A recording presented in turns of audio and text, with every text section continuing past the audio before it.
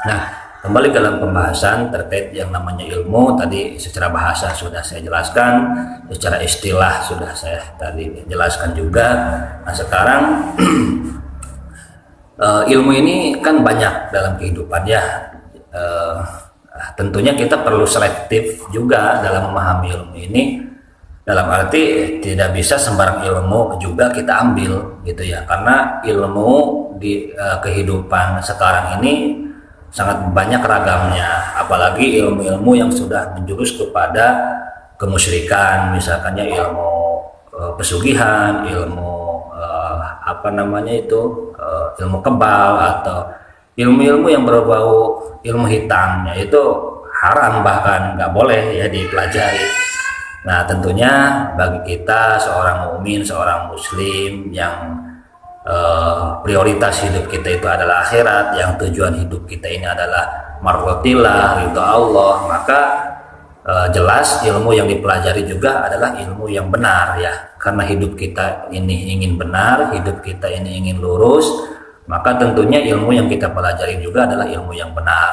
Nah, ilmu yang benar itu adalah al-ilmu huwa kitabullah. Ilmu yang benar itu adalah kitab Allah, dalam arti bukan berarti ilmu-ilmu yang lain yang ada manfaatnya itu salah ya. Contoh kayak misalkan di sekolah ada ilmu bahasa Inggris, matematika, fisika, geografi dan yang lainnya, selagi itu ada manfaatnya dan tidak melanggar sendi-sendi syariat, maka boleh dipelajari. Nah, apalagi dimanfaatkan untuk membesarkan nama Islam ya, ilmu dunia tapi tujuannya untuk membesarkan nama Islam, itu bagus ya. Bahkan selama menggali ilmunya, selama mempelajari ilmunya pun akan menjadi nilai ibadah gitu ya. Yang tidak boleh itu adalah ilmu-ilmu yang sudah kepada arah sesat ya, ilmu-ilmu yang diharamkan oleh agama ya. Itu maka nggak boleh untuk kita pelajari. Nah, fokus kita hari ini adalah memahami ilmu dalam perspektif kebenaran, yaitu ilmu Al-Quran atau ilmu terkait dinul Islam. Inilah pokok ya, ilmu yang pokok, ilmu yang sangat prinsip ya bagi seorang muslim yang harus dipelajari, bahkan wajib kita ini semua individu muslim mengetahui ilmu ini ya. Nah, kemudian dalam memahami ilmu ini juga bukan hanya kita yang diperintah ya oleh Allah, oleh Rasulullah, bahkan para nabi pun hidupnya itu, kenapa beliau-beliau atau mereka itu hidupnya jalan hidupnya diridhoi oleh Allah, karena salah satunya mereka hidupnya senantiasa berdasarkan ilmu atau mengikuti yang namanya ilmu. Tidak pernah hidup para nabi atau para rasul ini mengikuti hawahu atau hawa nafsu, tidak pernah ya. Jadi beliau-beliau para nabi, para rasul ini hidupnya senantiasa tunduk patuh kepada yang namanya ilmu atau wahyu ya. Semua nabi, semua para rasul oleh Allah diturunkan yang namanya kitab ya, termasuk nabi kita Muhammad Shallallahu Alaihi Wasallam pun diberikan oleh Allah wahyu yang namanya Al-Quran. Nah, termasuk kita pun hari ini sebagai umatnya Nabi Muhammad sama ya. Dulu Nabi Muhammad menjalani kehidupan, menghadapi setiap masalah, selalu beliau solusinya kembali kepada Al-Quran ya. Dalam menghadapi setiap kondisi apapun itu, selalu Allah turunkan wahyu kepada beliau guna untuk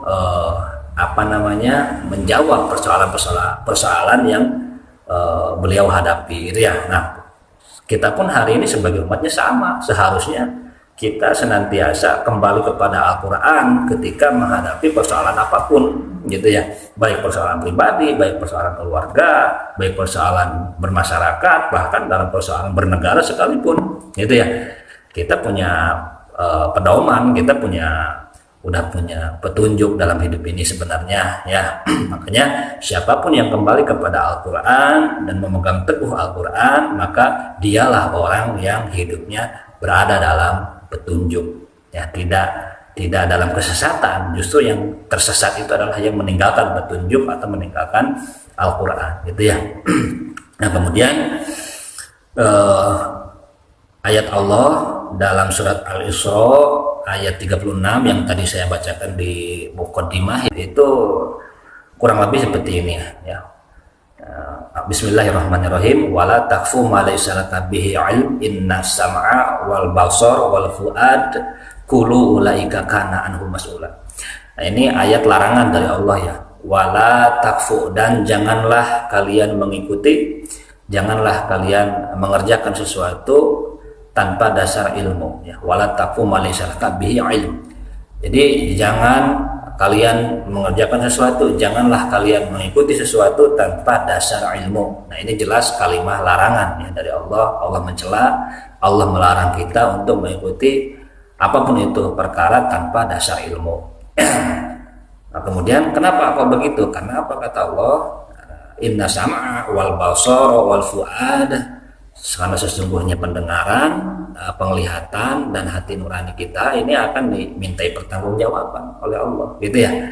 Jadi kalau hidup ini tanpa didasari ilmu, maka pertanggungjawaban nanti di akhirat itu akan berat, ya.